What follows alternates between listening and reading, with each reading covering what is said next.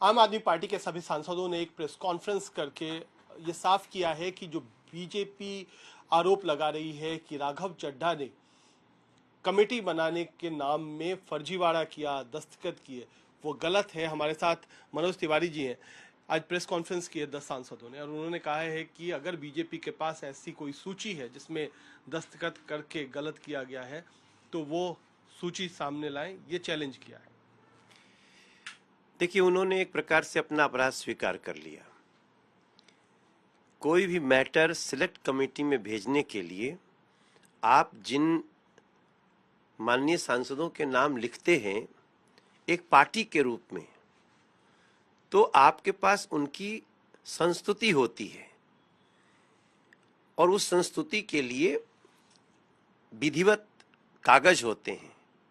तो आपने अगर उनके नाम दिए और वो सदन में कह रहे हैं कि हमने इनको संस्तुति नहीं दी, हमने उनको स्वीकारोक्ति नहीं दी, तो सबसे बड़ा घोटाला तो यही हो गया कि आपने उनका नाम लिख करके क्यों दिया।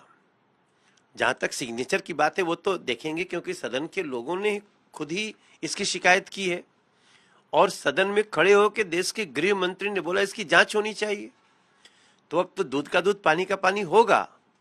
लेकिन जो नीयत देखिए कि हर जगह घोटाला करने की नीयत, हर जगह भ्रष्टाचार करने की नीयत, तो क्या ये अरविंद केजरीवाल के जितने आसपास के लोग हैं भ्रष्टाचार उनके डीएनए में समा गया है क्या?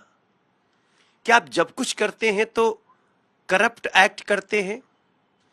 ये छोटा गुनाह नहीं है, ये बहुत बड़ा गुनाह है कि आप दूसरे सांसदों का नाम लिख दिए कि ये भी चाहते हैं कि ये मामला सिलेक्ट कमेटी में जाए और उनसे आपकी कोई बात ही नहीं, कोई सहमति ही नहीं, कोई स्वीकारोक्ति ही नहीं। तो ये बहुत इंटरेस्टिंग है। अब बेचैनी जो है दिख रही है राघव चड्ढा को, इसका मतलब कि मामला बहुत संजीदा है। इंटरेस्टिंग एक बात यह भी है कि राघव चड्ढा ने वो कहा है कि जिन सांसदों ने सदन के बाहर आकर के उन पर फर्जीवाड़े का आरोप लगाया है उनके खिलाफ भी वो प्रिविलेज कमेटी में जाएंगे कि अगर वो अपने जो वक्तव्य है उसका सबूत नहीं दे पाते हैं तो उनके खिलाफ भी प्रिविलेज कमेटी में जा करके वो शिकायत करेंगे। देखिए, ये तो आम आदमी पार्टी का मोडस ऑपरेंडी है। पहली बार जब मनीष सिसोदिया पर केस शुरू हुआ तो वो भी धमका रहे थे ईडी को। पहली बार जब सत्येंद्र जैन पे केस हुआ तो वो भी धमका रहे थे। और अभी संजय सिंह जी पर जब कुछ केस आई है तो वो भी धमका रहे थे। तो ये पहले धमकाते हैं और बाद में इनके जब भ्रष्टाचार उजागर होते हैं तो फिर ये बोलते नहीं। जिन लोगों ने आरोप लगाए हैं उनकी जांच हो रही है। अगर उस जांच में आप बरी होते हैं फिर आपको कुछ करने का अधिकार है। आज प्रधानमंत्री भी बोलेंगे अविश्वास प्रस्ताव पर और निश्चित तौर पर तमाम जो सांसद हैं उनकी नज़र आपकी सबकी निगाह होगी। क्या लगता है जिस तरीके से 2 दिन लोकसभा में बहुत तल्ख तेवर के साथ बहस हुई है राहुल गांधी का या फिर बाकी आपकी तरफ से मंत्री गृह मंत्री ने भी कल बड़ा लंबा जवाब दिया है, क्या रहने वाला है? किस तरीके से आप क्या एक्सपेक्ट कर रहे हैं प्रधानमंत्री की तरफ से? देखिए, एक्सपेक्टेशन तो पूरे देश को है।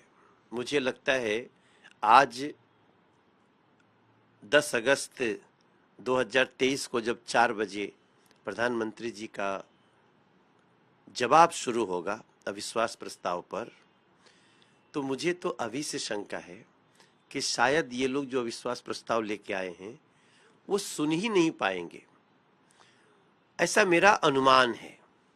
और जैसा इनका पूर्व में इनका चरित्र रहा है सदन के अंदर। लेकिन आज प्रधानमंत्री जी का, नरेंद्र मोदी जी का जो जवाब होगा वो मैं चाहता हूं कि पूरा देश सुने, विपक्ष भी शांति से सुने। क्योंकि कल जब अमित शाह जी ने बोला, मैंने अपने ट्वीट पे भी कहा और मैं आपके चैनल के मार्फत भी, आज तक के मार्फत भी, आपके डिजिटल के मार्फत भी मैं कहना चाहता हूं कि जो लोग राजनीति और लोकतंत्र का महत्व समझना चाहते हैं या उसमें थोड़ा सा प्रवेश करना चाहते हैं, तो वो कल के अमित शाह जी का भाषण जरूर सुने। कैसे एक एक चीज बारीकी से समझा रहे हैं कि वास्तव में इस देश में क्या हुआ, मणिपुर में क्या हुआ और किस तरह से 9 साल में इस सरकार ने कुछ किया है।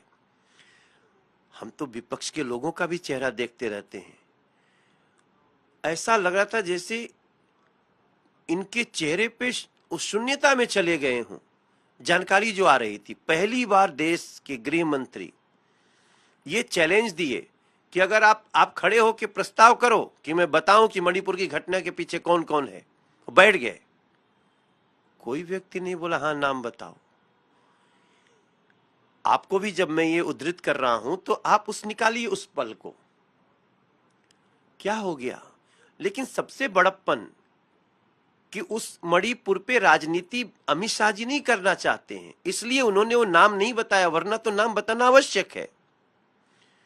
और जिस प्रकार से घटना को बताया, जिस प्रकार से उसका इतिहास बताया, वर्तमान बताया और जिस प्रकार से साजिश बताई, सिंपल सी बात है ना कि 4 मई की घटना को आप इस सदन के सत्र के एक दिन पहले वायरल करके देश में उस बेटी को जिसके साथ ये घटना हुई, पहली बार सदन में भी अमित शाह जी ने कहा हाँ हम विपक्ष से सहमत हैं कि ये घटना बहुत बड़ी है और सबको शर्मसार करने वाली है, लेकिन राजनीतिक रूप से उसका जो वीडियो वायरल किया गया, क्या वो किसी एजेंसी को नहीं दिया जा सकता था? तो इन सारे परिदृश्य में आज प्रधानमंत्री जी का बोलना मैं समझता हूं बहुत ही आवश्यक है, बशर्ते कि विपक्ष सुन ले, और विपक्ष सुने न सुने देश तो सुनेगा। तो निश्चित तौर पर इस कार्यकाल के अंतिम भाषणों में प्रधानमंत्री का भाषण होगा और जितना इंतजार सत्ता पक्ष को है, शायद विपक्ष को भी उन जवाबों का इंतजार रहेगा जो सवाल उन्होंने पिछले 2 दिनों में उठाए हैं और आज भी उठाएंगे। कैमरामैन अजय ठाकुर के साथ कुमार कुणाल, दिल्ली।